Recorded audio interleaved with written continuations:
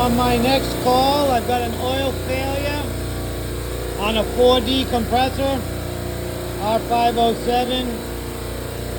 This one has an electric eye.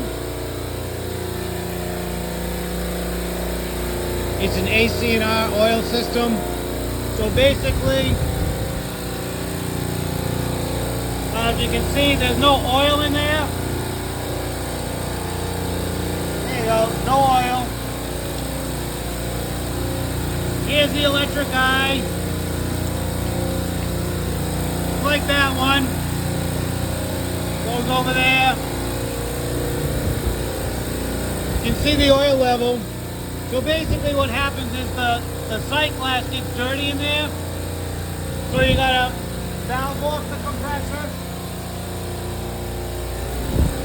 Valve off the oil. Pump down the compressor. And then you can take that sight glass off. You clean it. Put it back on. Check your oil levels. Make sure it feeds. If not, then you gotta go back to the AC&R. Check the solenoid, see if it's plugged. Pretty basic, but my next call.